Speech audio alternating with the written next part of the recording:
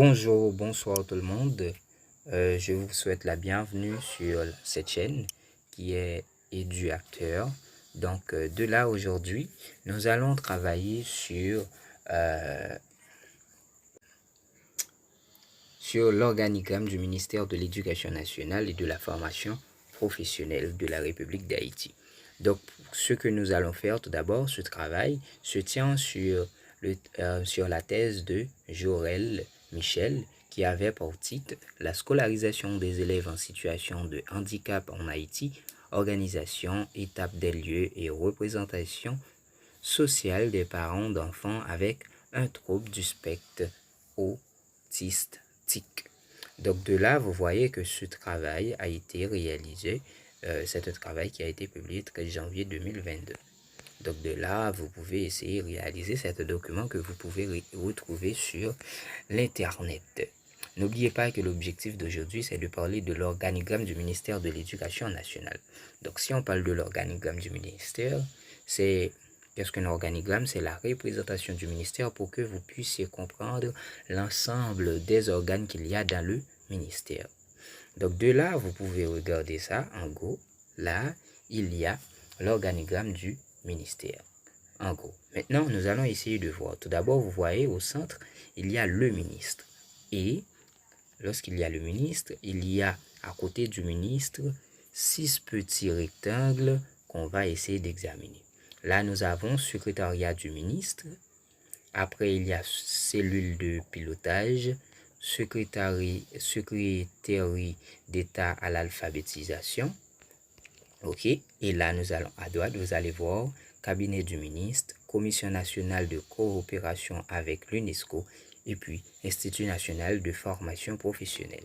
De là, vous voyez, l'ensemble de ces organes ont un rapport direct avec le ministre. Maintenant, nous allons voir plus bas, il y a la direction générale. La direction générale se trouve sous la responsabilité du ministre. Donc, c'est le ministre qui donne des ordres à la direction générale. La direction générale, il faut noter, c'est une direction, c'est plutôt technique. Tandis que le poste ministériel est plutôt politique. De là, nous allons voir, il y a encore, là il n'y a pas 3 petits cadrans, mais 3 flèches. Vous voyez qu'il y a un rapport avec la direction générale. Il y a la coordination de projet, cellule technique, secrétariat. Et vous allez voir à droite, il y a affaires juridiques, service de presse, radio éducative, commission d'adaptation scolaire et d'appui social CASAS. Donc de là, vous voyez qu'avec la direction générale, il y a 7 petites flèches. Tout à l'heure, j'avais dit c'est 7. Et là, et tout en bas, il y a la direction générale adjointe.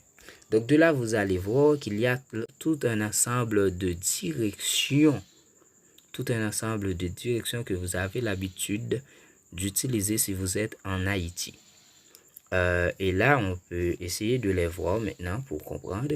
Il y a la direction de la planification et de la coopération externe, DPCE. Il y a la direction du génie scolaire.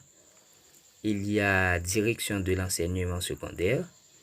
Il y a la direction de l'enseignement fondamental, direction de la formation et du perfectionnement, direction d'appui à l'enseignement privé et au partenariat, centre de formation des cadres de l'éducation, bureau de gestion de l'éducation préscolaire, BGEP, bureau national des examens d'État, BUNEX, direction des affaires administratives, DAA, direction ressources humaines, DRH, direction de curriculum et de la qualité, DCQ, direction de l'enseignement supérieur et de la recherche scientifique, DESRS.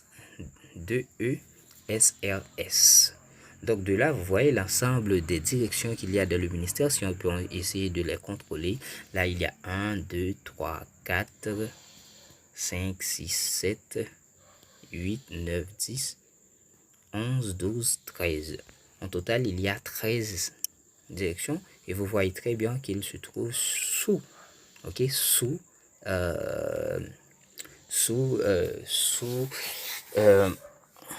la direction du directeur général adjoint. Et nous allons voir plus bas, il y a encore 4 petits rectangles. C'est la direction départementale de l'éducation, DDE, donc qui coordonne qui représente le ministère de l'Éducation nationale dans les départements.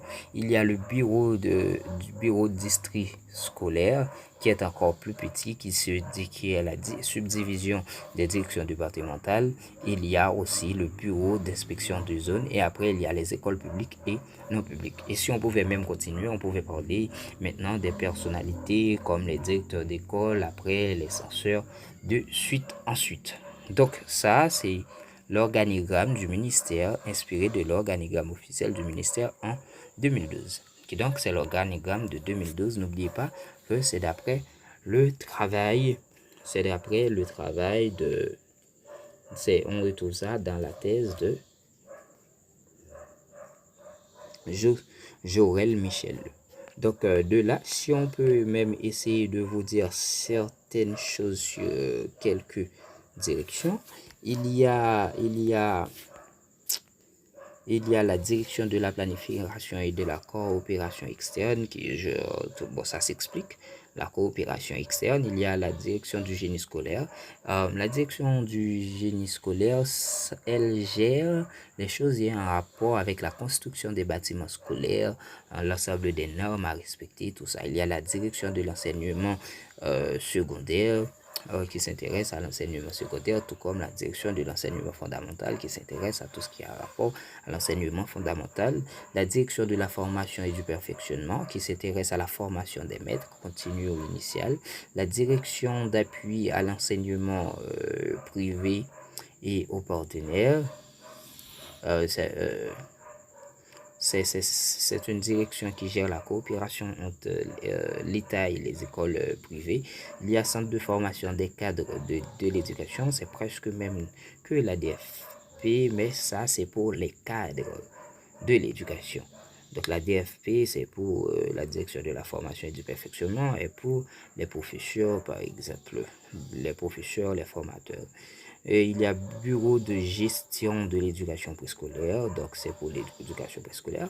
Même si de là, on peut dire il y a une volonté auprès du ministère pour changer certaines choses où le ministère voulait séparer l'école classique en 2 de préférence, que de dire 3. Ça devrait y avoir fondamental et secondaire. Donc le préscolaire allait en faire partie du fondamental. Ça, c'est pour un autre débat. Il y a aussi le Bureau national des examens d'État, que vous tous vous connaissez, Bunex, quand on a tous passé par là, sous la main de Bunex. Il y a Direction des affaires administratives, donc ça gère les affaires administratives. Il y a la Direction des ressources humaines, donc pas besoin de développer, ça gère les ressources humaines, l'ensemble des ressources humaines qu'il y a dans le système. Il y a la Direction de curriculum et de la qualité qui gère l'ensemble des curriculums du ministère. Il y a la direction de l'enseignement supérieur et de la recherche scientifique.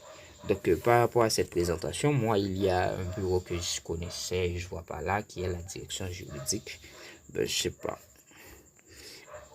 Donc de là, je crois qu'il y a Casas aussi.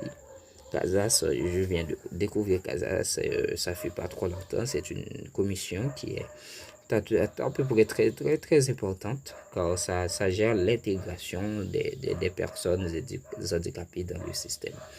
Donc c'est tout pour aujourd'hui. Donc si vous n'êtes pas encore abonné à cette chaîne, je vous demande de le faire parce que nous parlons de l'éducation, du système éducatif haïtien, de l'éducation en général. Je vous demande de vous abonner.